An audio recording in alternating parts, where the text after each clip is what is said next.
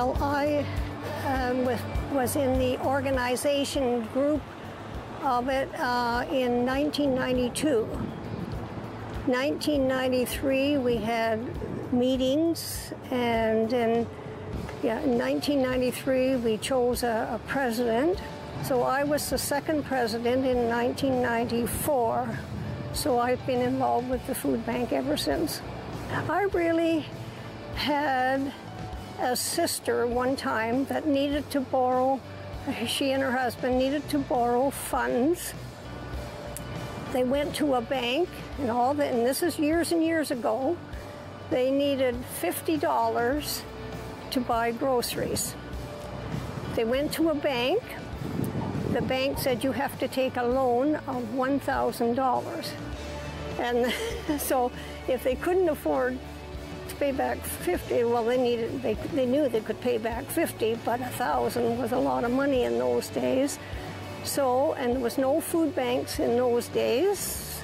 So when the town was deciding, of course I was always involved with the Lions Club, knew that they helped people at Christmas and that.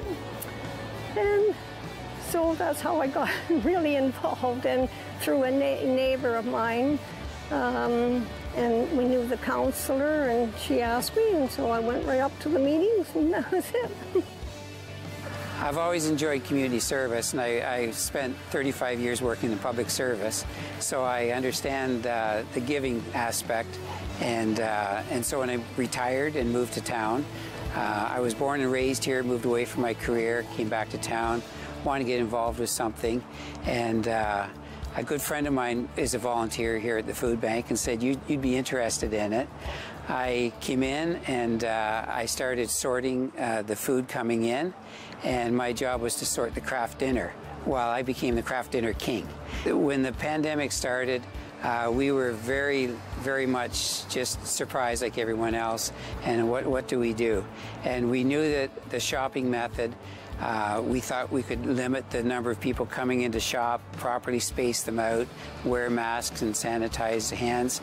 But we realized before we even did that one time that we couldn't do it and do it safely. So we had to go to the hamper mode.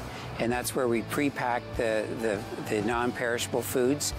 And we through the town of Alliston, they gave us traffic barriers. So we barrier off this area of the parking lot here, and our clients come on Monday and Thursday afternoons, and they will pick up the prepackaged food. But in addition to the canned non-perishable food, we have another whole layer where we have to package up a bag of produce, a bag of dairy products, frozen food, and bread. And in doing that, we had to also ensure our volunteers were safe, because we have 60 to 70 volunteers. Most of them are elderly, and they weren't comfortable coming in during the pandemic. So we've recruited a whole pile of new volunteers to help us in packing the bags. We'll only allow 2 to 3 people in the food bank at a time. Everybody has to wear a mask all the time in the food bank, and with social distancing. The volunteer aspect is we still need people to come in and help us out.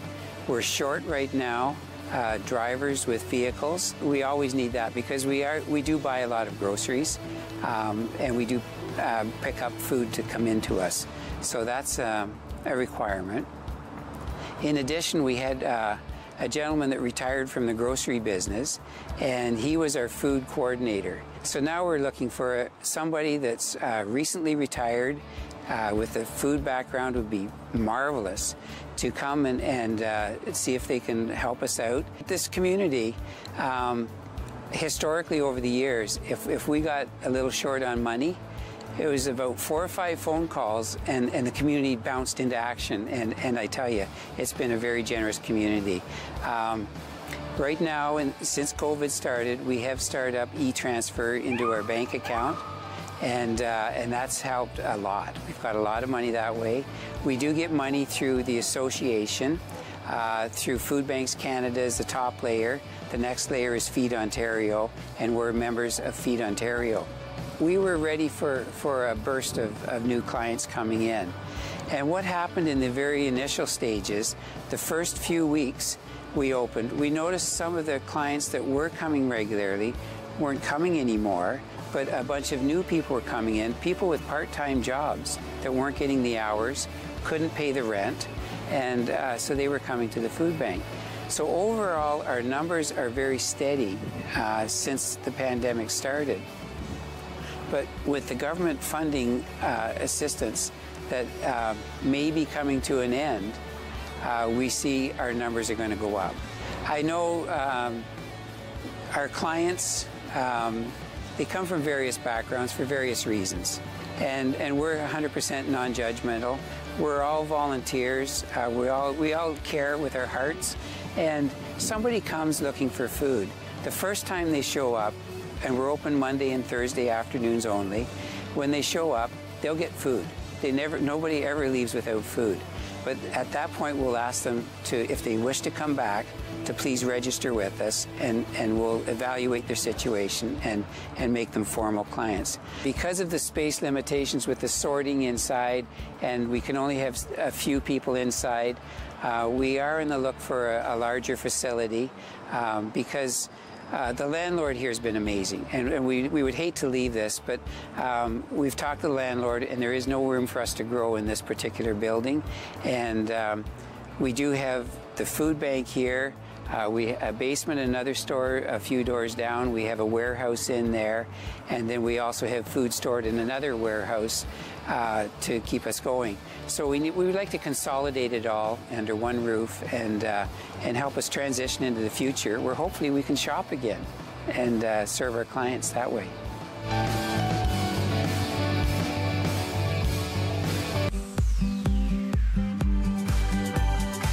Having debt can happen to anyone at any stage of their life for a variety of reasons.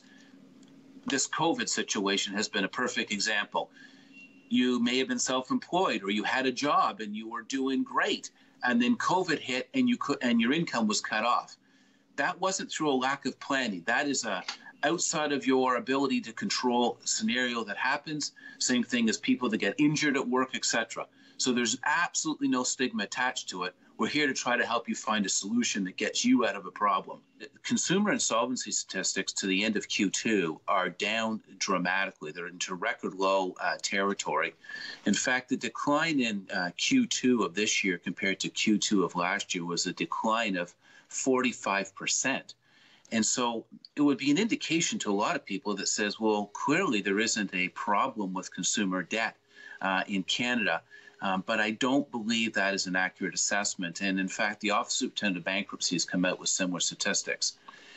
If you actually look at it, in 2019, we ended with the second highest level of consumer insolvencies in Canadian history at over 137,000. As we started into the current year, January, we were up 10.6%. In February, we were up 9.2%, and then COVID hit. And when COVID hit, a lot of financial institutions started telling people, well, we'll let you defer your mortgages, we'll let you defer consumer debt, credit cards, loans, stuff like that. The government came along with the CERB payments to assist people. And what happened is a lot of people just sort of said, I'm just going to focus on covering my day-to-days right now. I'll get the deferral on my debt payments, and I'll wait and see where this shakes out. So once that happened, in March, numbers went down 8.5%. And then it really started. In April, they were down 43%. In May, they were down 50%. In June, 41%. So there's been this dramatic decline in the number of people seeking help. But the problem is it's about to end. The government's emergency response benefits, or the CERB, is actually ending this month and into September for people depending on when they signed up. The deferrals that were introduced by the by the various financial institutions on mortgages and loans, those are all coming to an end in September. And so what that means for people is they're going to actually have to start looking at how are they going to address that debt that they've acquired, and then the expectation is that that's going to lead to a significant increase in the number of people having to seek restructuring help. When the financial institution introduced the mortgage and credit card deferrals, some people mistakenly thought it was a forgiveness. And we have to be absolutely clear, it is not a forgiveness. It is a deferral. So what the deferral means is you don't have to pay it now, you're going to pay it down the road. But mortgages and credit cards and loans all incur interest charges. The interest charges were not deferred and have continued to accrue. Therefore, when you go to start to repay your credit card, for instance, if you took the deferral on it, your balance is actually going to be higher now because of the interest that's been deferred. Same thing with your mortgage. When you go to talk to the financial institution to say, hey, I want to get back on paying my mortgage, your monthly payments on your mortgage are actually going to go higher. And the reason they're going to be higher is because of all that interest that did not get paid during the deferral period. So people do need to be aware of this issue and recognize that their payments on a go-forward basis from the deferral are actually going to be higher. The sooner you talk to a person like a licensed insolvency trustee, the more options we have. Because we can look at things like proposals versus bankruptcies, or do you actually even need to go that far? Do you have equity in a home that we could refer you to a mortgage broker to refinance your home? So we do have more options the sooner we can get involved. Signs that you should be looking for are that you've got debts coming due that you're unable to pay, that you're staggering which month you pay certain debts. If you're borrowing on one card to pay another card, then that's a problem. If you're getting collection calls because you just can't keep up with the payments, then that, again, there's a sign that you should be talking to someone. And one of the points I think that's extremely important for everyone to recognize is the radio right now is just filled with ads from people offering to help you repay your debt. Not all service providers are the same. If it says they're a licensed insolvency trustee, that means they're licensed by the federal government to be able to do bankruptcies and proposals for you. However, if they don't say that, they're likely a debt consultant. A debt consultant charges you a fee to provide you with advice and then refers you to a trustee. And you don't need to pay the debt consultant to understand your options. The trustee does that for free. Okay, so what I would do right now is, as we're coming off of the government assistance payments and we're going to have to start looking at repaying our mortgages and loans and lines of credit, I think everyone needs to take stock with what's their situation right now. And how far out do I want them to? I want to start with at least a monthly budget. I might even get more down into a weekly budget depending on your cash flow situation. So if you are working, but you're not working full time right now, then I'd be looking at a budget that's based on what you have coming in right now. And then saying, well, when am I expected to go back to full time? And when is that going to improve my cash flow? If that's in a month or two, then I'd be doing a monthly budget. If it was, in a couple of weeks, it's going to keep changing, then I'd be looking at it in a more down to a weekly basis till I could figure out what my stabilized cash flow was. What we're going to get you to do is try to take stock of where all your debts are. How much do you owe? When are the payments coming due? What are your fixed costs? What's your mortgage payment or your rent? What's your grocery bill? We want you to work out a budget on a monthly basis. It's fairly defined. Some people may do it by their paycheck because they find it easier, but I'd say at least monthly. And work it out that way and figure out whether or not you have enough income coming in to pay your debts as they come due. If you don't, that's when you're going to look to reach out to someone to figure out, well, this is my current situation. If I'm full-time, it's not going to change. If I in 6 months before I get back to full-time, well, what does that work out to? And because that's what we do with people is we work out their budgets with them to try to figure out what's the best solution to help them address their debt. If they have too much debt and their income's not going to be sufficient, that's when we start looking at things like consumer proposals for them. So the first part is the stigma part. It's what we do. We work at this full time. We in the BDO world, we do about 12,000 files a year across the country.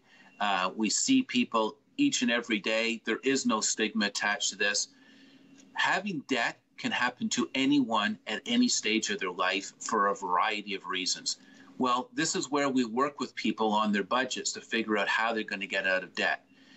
If you have a bunch of debt that you're unable to pay, then the concern for you is that one of your creditors is going to take you to court and get judgment against you. If they get judgment against you, they're going to garnish your wages. They're going to be at 20% of your wages gone.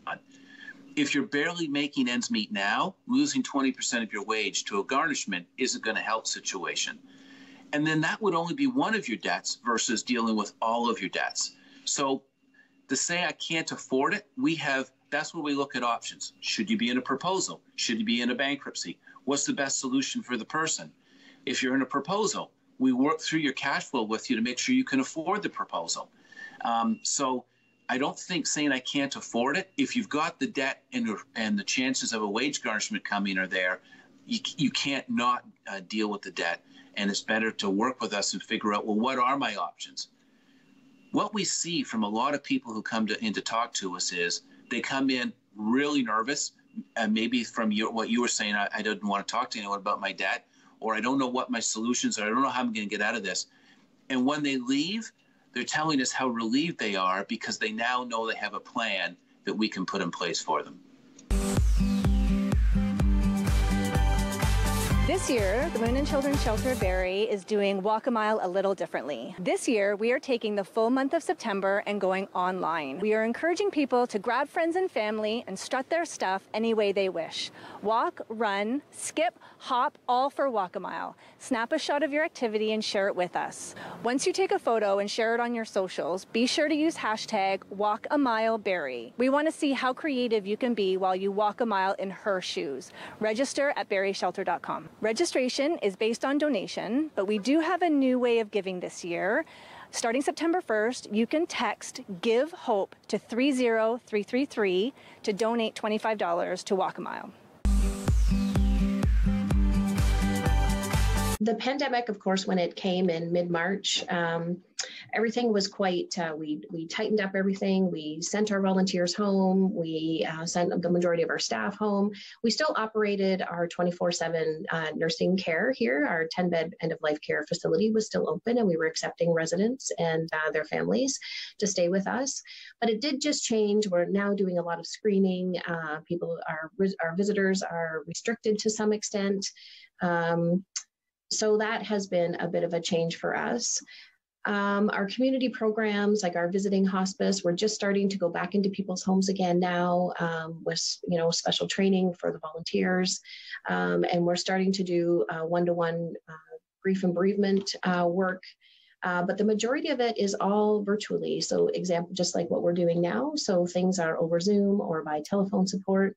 And actually, we have found it's been quite interesting that our community has adapted to that very, very well, and people are feeling safer to some extent, being at home in the comfort of their home and doing virtual support for their bereavement, or if they are dying at home with a life-threatening illness. So it's been a big change. The staff and the volunteers have been incredibly committed and dedicated and pivoted really, really quickly to ensure that we serve people and meet their needs to the best of our ability during this pandemic.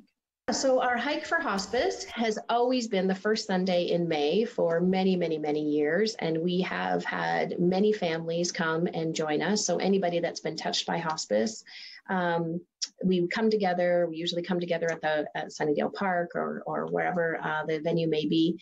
Over the years, and we walk in honor of someone that we have lost, and that someone that we're just honoring and remembering. And it was always a beautiful, beautiful day. And unfortunately, this year, as the pandemic has hit, we're not able to have large groups gatherings because last year we had over 700 participants that came to our hike. So we can't do that, and that's unfortunate. However, we need to honor people that we love and that we have lost, that have passed away. So we want to do a virtual hike. So we're asking people to come together for a 10-day sort of period and do a virtual type of hike. So they can hike or bike or walk, jog, whatever they may do over those 10 days. And it's really just a time of honoring and reflecting and remembering their loved ones. And it's also an opportunity to raise money for the hike. So last year, for example, with our 700 participants, we raised over $110,000. And that is key. It is truly pivotal to continue our operations, especially during this pandemic. Our costs have gone higher in regards to personal protective equipment, the costs of masks and gloves and gowns and so on, what we need to do. So it is really key that we continue to raise the needed money to continue with our operations. So you could go to our website for sure at hospicesimcoe.ca, and you'll see a hike button there, and you can click on there. It will give you the details on what you need. You could call into Hospice Simcoe, and somebody would help you out that way. You could just call us at 705-722-5995, and you can ask questions there. You could also contact our fund development manager, Linda, and Linda would help you out. You could email her. She's just Linda, Lynda, at hospicesimcoe.ca, and you could get some information that way if you wish. You could come to our facility. We may screen you at the front door, but we could give you a paper pledge sheet if you wanted to. There's multiple ways that you could get registered to register for the hike. Yeah, we'd be really excited to see people come and pick up a pledge form or talk to Linda, visit our website. Lots of ways to get connected to our hike for sure.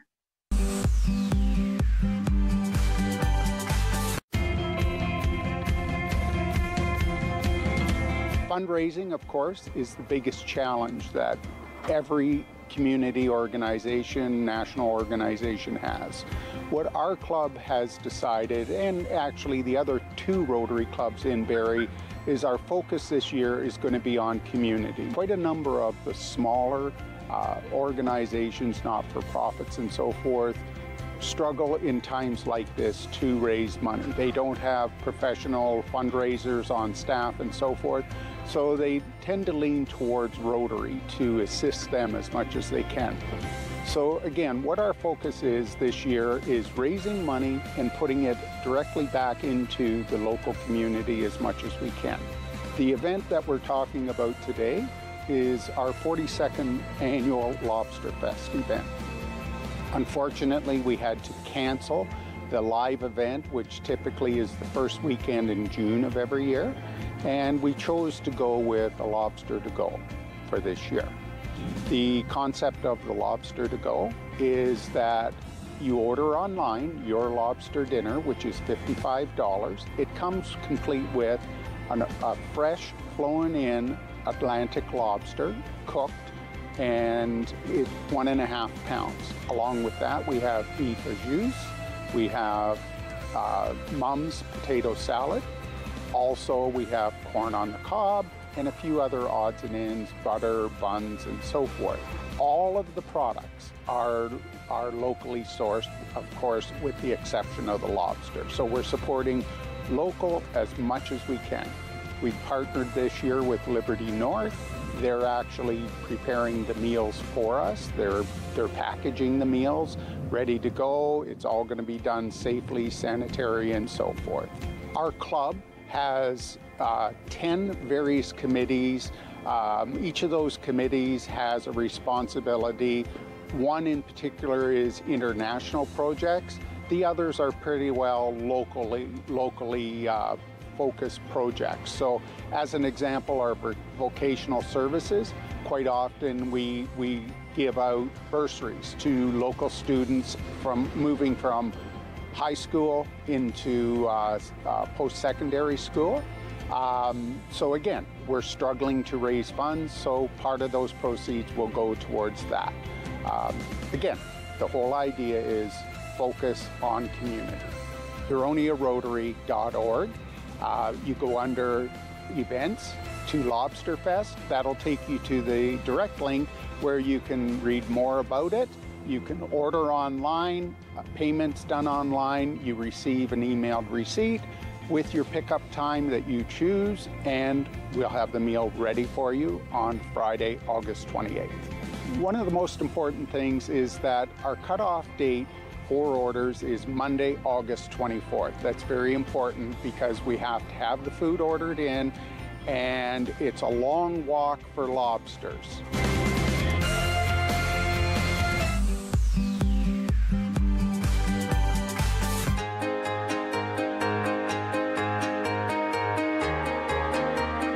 people have been struggling when it comes to addictions and mental health. The increase of stresses and the added isolation and pressures that are happening are causing people to kind of struggle with their mental health and substance use. Well, we've been able to pivot really rapidly with our programs to provide online and telemedicine-based supports. So we have counseling that's available through our mental health day programs, and our rapid access addiction medicine went primarily virtual at the beginning of the pandemic, with some face-to-face still happening, and we're in the phase right now of ramping up our face-to-face services at this time. The RAM clinics are a service that provides easy access to counseling as well as medical support for addictions. So we provide medication for withdrawal and anti-craving medications, as well as the counseling and social work that's necessary to help people maintain sobriety. So when somebody accesses the Rapid Access Addiction Medicine clinics, we start with an intake, which includes a real lengthy history and getting an idea of what each individual needs. We treat each individual uniquely and recognize that some people require more counseling or more medical support in their process. During the pandemic, we've seen rates stay fairly stable in regards to the amount of people accessing our services, but I think we have to take into consideration that for some people, accessing services has been more difficult. People are able to call us and refer themselves to the Rapid Access Addiction Medicine clinics. We would then set up an intake and again, individually look at what each individual requires. We do not require a referral of any kind. It's a self-referral program. We accept referrals from medical professionals and hospitals. I think the advice that I would give somebody who's struggling with an addiction is to have an honest conversation with someone that they trust, whether that's a family member, a caregiver, a counselor, or their physician. There's many services available in our community. We're just one of them. Services are always confidential. And again, with the Rapid Access Addiction Medicine clinics, we are a readily accessible service as well. Recovery is very unique to each individual. So what each person requires to be successful and what each person would look at as success can be very different. Generally, we're looking at people needing a support system, and that's what we provide them is a really good, stable support system that's holistic and well-rounded, including counseling, social work, nurses, nurse practitioners, and physicians. I think it's important for people to recognize that they're not alone, that addiction not only includes substances, but a variety of other addictive behaviors, whether it's gambling, internet use, and TV has gone up, I'm sure, through the pandemic, and people are struggling in different ways and coping in different ways. Since opening, the Rapid Access Addiction Medicine Clinic has seen over 1,600 patients and providing about 600 visits a month, including, again, accessing counseling, medical support, and family counseling as well. And I think that's an important piece for people to remember is if somebody you care about is struggling with a substance use issue or an addiction, and he or she is not able or willing or in the place to access support at this time, then it's important to look at the support that's available to the family members. Like most people, it's been a really interesting year, challenging year. For a long time in the spring, we just didn't even know if we'd have the opportunity to open up this season. So about mid-June, it was starting to look really good. And as this area came into stage 2, we did get that opportunity to open up, and the response has been excellent. People are really just looking for a fun activity to do outside of the house. You know, here in nature, we have so much space to spread out, and then we have some other COVID procedures in place that makes it a safe activity to come and do.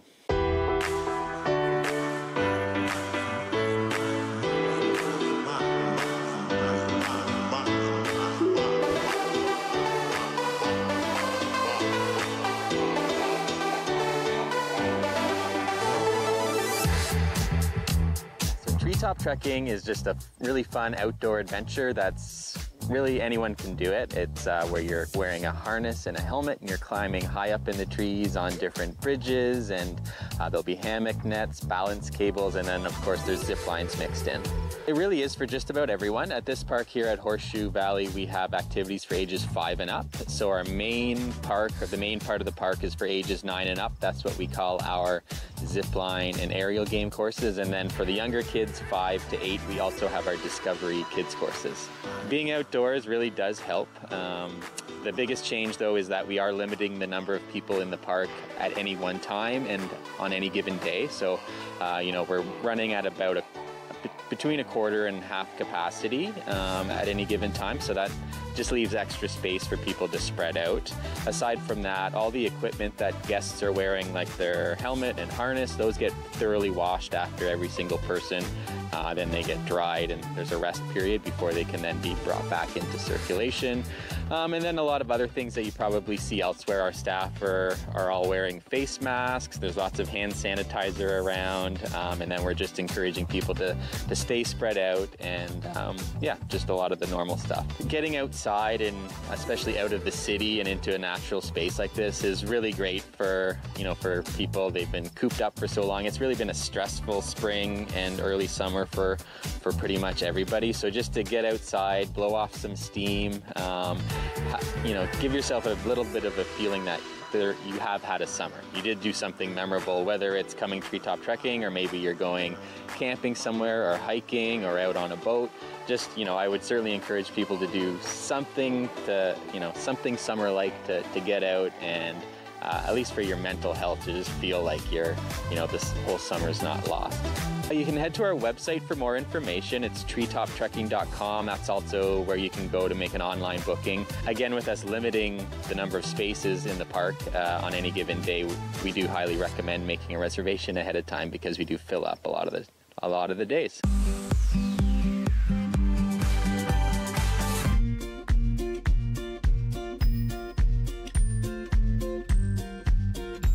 Well, I've been doing the swim here in Lake Couchiching for, this will be the 29th year, and I've been doing it for different organizations, but I'm happily doing it for the SPCA this year and last year.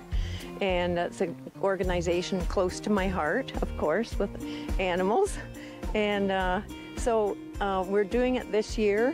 We wanted to do it as a group event, but because of the pandemic, we couldn't. Where we want, for the distance we want, and when we want, between August 1st and 31st. I'm from the Ontario SPCA and Humane Society, Aurelia Animal Center. And what I do there is help with fundraising and promoting events, just like we're doing today with the 29th annual Aurelia Sun City Swim. So we're leaving it up to the individuals to be creative and come up with some sort of challenge or some sort of event they can do involving water that they can get sponsors, and then of course the proceeds go to the Aurelia Animal Center. I actually started the swim 29 years ago, and I did a double crossing from the port to Fern Resort and back for about 3 years. And then I thought it would be great to involve other people and make more money for the organizations that I had swam for during the last several years. So the SPCA was very keen on being the recipient of the funds the last few years, so that's what we're doing it for. I got involved through my friend Brenda. We were friends in grade 9 of high school, and even though we don't even live in the same country anymore, we've maintained our friendship, and over the years it's been great to have something to train for in the summers and to be able to come up here and do the swim. Like Brenda, I love swimming anyways, and so it's just nicer to have something to train for than to just get in there. But you can really discover the joy of swimming, especially if the water is not polluted, because then you can see what's on the bottom, and it's actually very interesting to watch the bottom, the fish, the weeds, and the sun, how it shines through the water. So that in itself is motivating, but then when you're doing it for a cause such as the SPCA, that's even more motivating. When the pandemic first struck in March, our animals that were at the shelter remained there from at the end of April right up until about 2 weeks ago. So the staff that we had at the shelter never stopped making sure that these animals had the utmost care, and very importantly, enrichment. Enrichment is keeping them active, keeping them socialized, keep them happy. So they got extra love and attention, more than they would ever get. So when our adoptions did come back, where it was very limited contact at all, people came to adopt them, these animals were ready to go into a good home because of the extended care they got while they were at the animal center. There are wonderful animals there in need of a forever home. Some of them have had a rough beginning and really deserve the best. And they've all been loving. It seems that they're very grateful to be adopted because they really know when they're loved. And if you can help a rescue dog as well, that's wonderful, to give them a home. I'll swim for Gemma. And yeah, I've gotten my dogs and cats from the SPCA in the past as well, so it's very dear to my heart. Get in the water, discover the joy, think of the animals, and do it.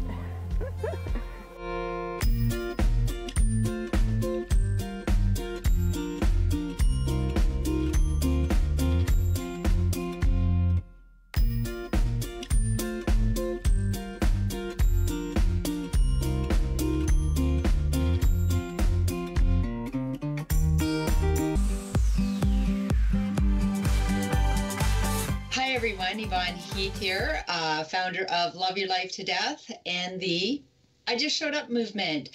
I'm so excited to share a few minutes with you today. Summer is winding down and we have school right around the corner. And of course, this year in this pandemic, it's just a whole new landscape, isn't it?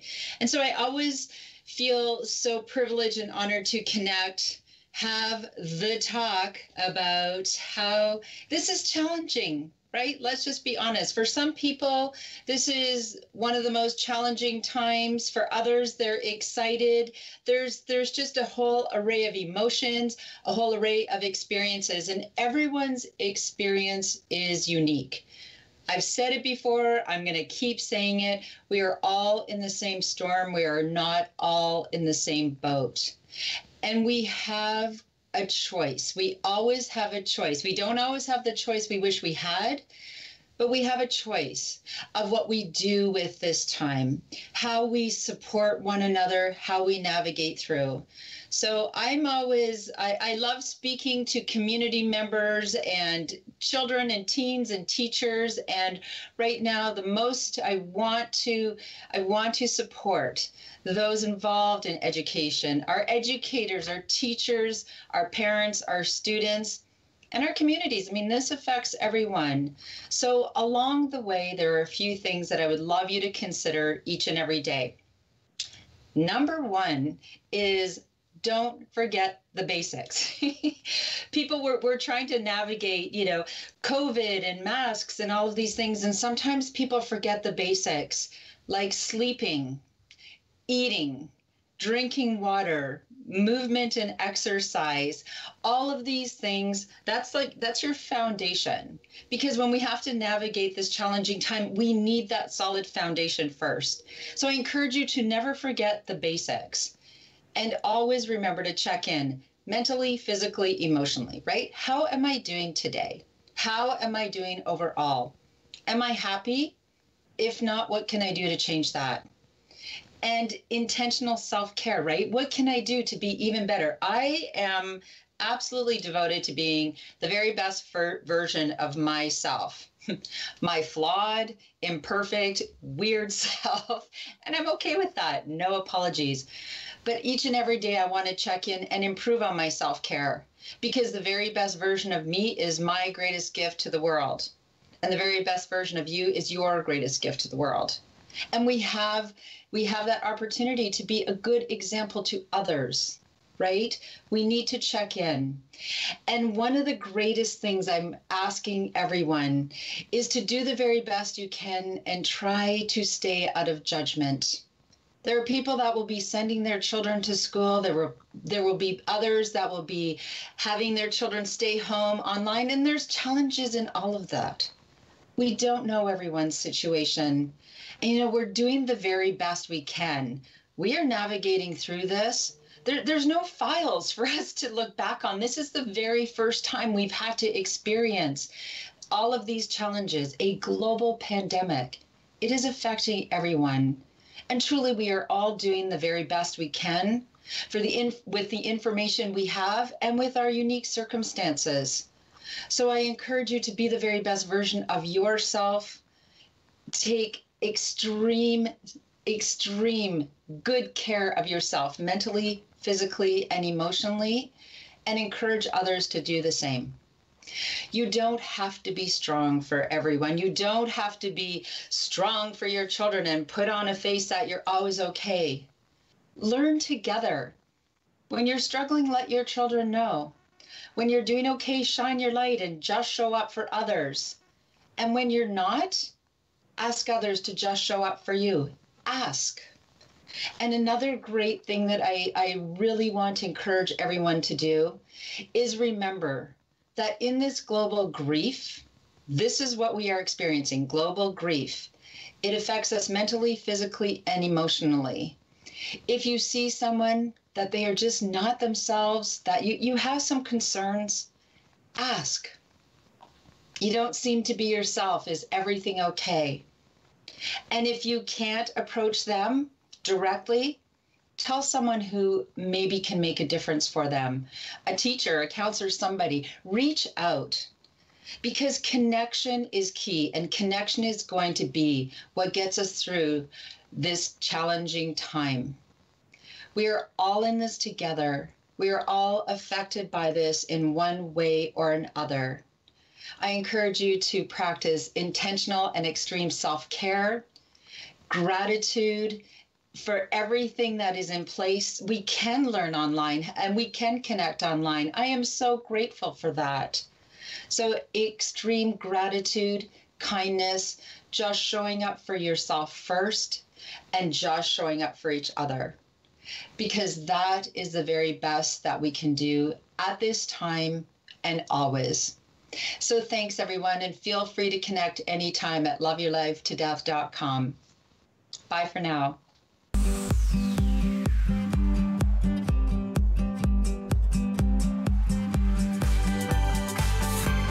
Backpack Heroes is a nonprofit organization that was officially incorporated in February of 2020. We raise backpacks and supplies for kids going to any kind of educational institute, whether it be kindergarten all the way up to university, and we also help supply classrooms with supplies as well. I stumbled across it on Facebook actually 3 years ago. There was just someone asking if they had an extra backpack for sale for their child, just like how you see on Facebook, where it's like, hey, anyone have a cheap, good, excellent used condition backpack?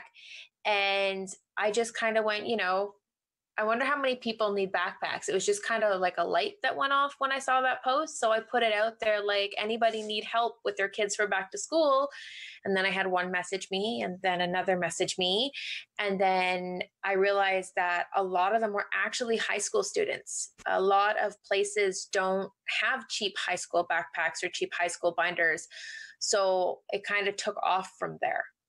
So there's a big need for it. The first year I did it was 3 years ago, and I did it just to maybe help like 1 or 2 kids. And before I knew it, I was at 67 kids in just the Barrie, Collingwood, Wasaga area at the time. And then the second year I did over 120 kids. And then this year I've just kind of put myself back out there again, and I'm already at about 30 children. So there's a definite need. I think it's something that is really overlooked. So yeah, it is definitely more than just backpacks. And what I do is I fill it based on a generic list that I have per grade. So grade 1 through 3, 4 to 6, 7, 8, and then high school, and then college. Each backpack is filled completely differently based on need, gender, grade, that kind of stuff. I try to gear it really towards that individual student and not look at it as just another age or just another child. This year with COVID happening, one of the major increases that I've been doing is trying my very, very best to make sure that every backpack has a water bottle. It's kind of become the second most wanted item for people donating for me, aside from backpacks and high school items. So I just make sure it's full with things. When I have sponsorships, they actually sometimes will go above and beyond and will actually do indoor shoes as well. So that's pretty neat. We just try to set them up so that they feel confident on their first day. So if anyone wants to get in touch with me, you can definitely do it via email, which is backpackheroesforkids@gmail.com, or you can find me on Facebook, which is Backpack Heroes for Kids with a Z. And then I can arrange pickup. I'm actually in the works right now with a couple locations in Collingwood for a drop-off spot. So that's pretty exciting. And I'm also working with somebody in Barrie who hopefully will be able to free up her time a little bit more to be a drop-off when she's at work. She runs a tutoring organization called No Child Left Behind. And thanks to her, I have that Barrie option, which I didn't have last year. So what I'm looking for really is just anything, to be honest. Anything is helpful. This year, for sure, water bottles, as I stated previously, just because I don't know if water fountains are even going to be a thing for kids and for high school students and even college students. I help college as well. I'm definitely looking for more of the older kids. They tend to get skipped a bit because their backpacks, instead of being $4 or $16, their binders, like the good binders, are, $17, $18 instead of 88 cents. So I definitely am in more need of the high school students, the grade 7, 8s, that kind of stuff. But I am beyond grateful for anything that is donated.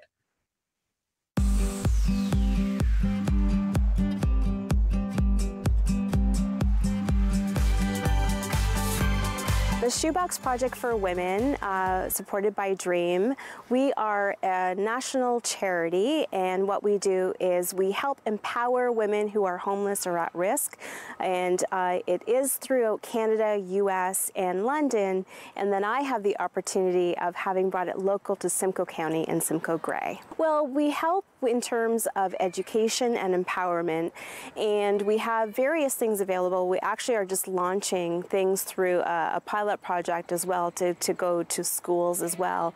And what we want to do is help with the philanthropic part of community and encompass everyone in the community to help with activism and philanthropy. And then what the Shoebox Project itself does is we collect, usually when we're not going through the certain situation that we are, we collect gifts of up to $50 worth of shoebox filled items, and then we donate them to women who are at risk or homeless. The various local charities and organizations here that help, whether it's the Mental Health Association, the Women Children's Shelter, Elizabeth Fry, all the local ones that help empower the women, and that's what we do, is support that. How do we maneuver the situation right now, considering everything is, in this emergency state, and it really is a challenge, and what we're doing is trying to adapt, and we've contacted all the shelters and organizations throughout Simcoe County and Simcoe Grey. We also do Alliston and Orillia and Collingwood and Midland, and we contact and we ask them, is there anything that you need right now for emergency, right? And if we can help support and facilitate that of those brand new items, then they know that they've come from us as a reputable organization, and then we collect them and we make sure they're sanitized, and we go through that extra step. In addition to that, for adapting, we also try to be creative and do things virtually. And if that's going to be by way of gift cards, and then we can do everything online. And because we're a registered charity, the value that gives to a business or an individual is because that's instant, and they can allocate to Simcoe County, and then they also get a tax receipt. So they can go to shoeboxproject.com and then click on locations and make sure you select Simcoe Grey. And if you decide to, now we do have an option, they can collect and they can click on buying gift cards, but actually I would encourage everyone, if they can actually do the financial donation, make sure that when you click on the drop-down field from General, click on ON Simcoe, and then what that will do is that will allow us, or that will allow the local chapter to allocate and make sure that everything stays local, and then we can do everything that we need to and probably help in a better way, and then they'll get their tax receipt. I recognize that everyone is having a challenging time, and even if you have a friend or family and you want to be able to get that support that you know of, by all means reach out to us. We keep everything extremely confidential and secure, and we respect your privacy. We just want to make sure in this Pay It Forward, you know, as everyone is going through this really tough time, we just want to make sure that no one is left behind.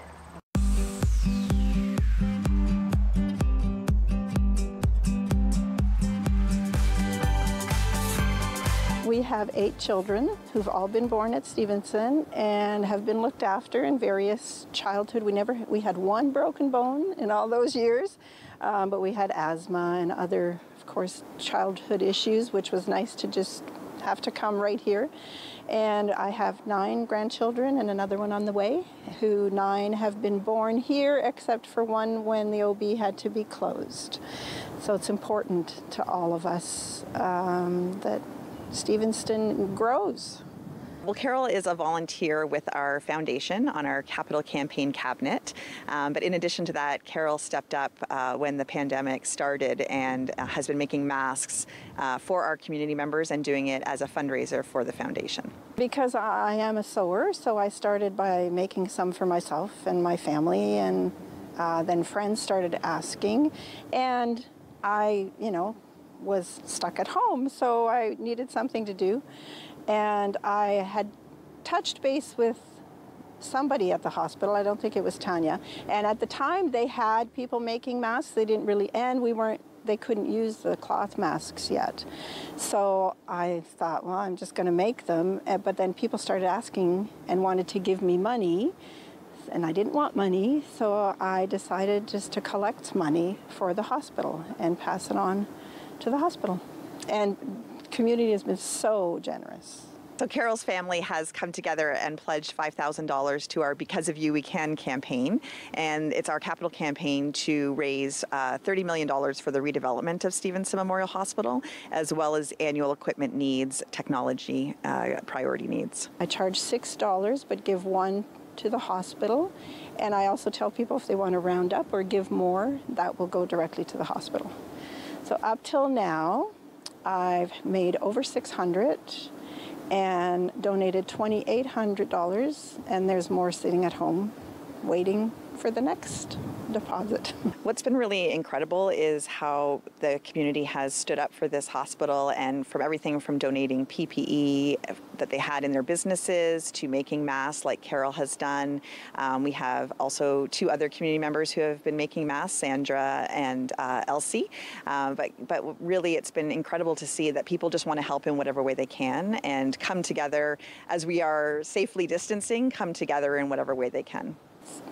It's awesome. It's just great. I would never be able to give $2,800 myself. So that part is wonderful to be able to do that. And I know everybody's not a sewer, so to be able to use, you know, something that I know how to do and help people who don't do it has been great. And I try and do fun ones too. If this is going to be part of our new wardrobe, we might as well enjoy it. So, and some of the kids' ones are hopefully fun so that they won't mind wearing them. So if people want to donate or get involved as a volunteer, they can visit our website, transformingstevenson.ca.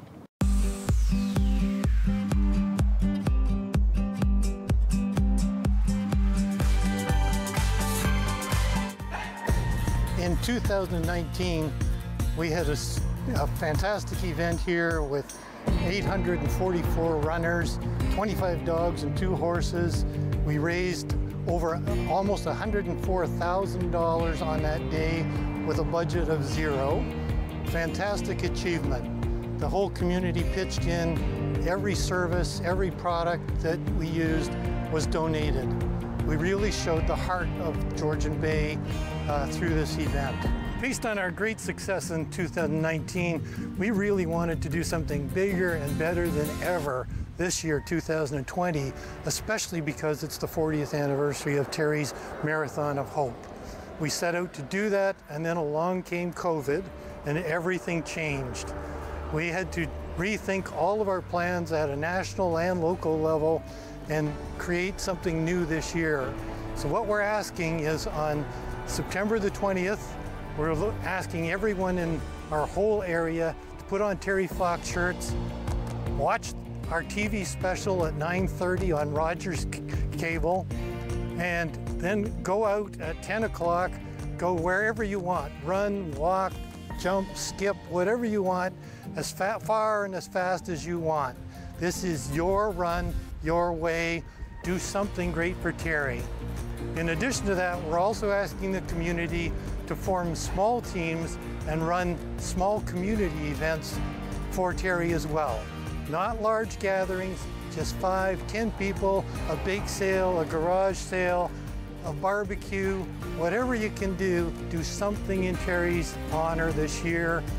We know people have been through tough financial times, and we're trying to stress this year participation over monetary contribution.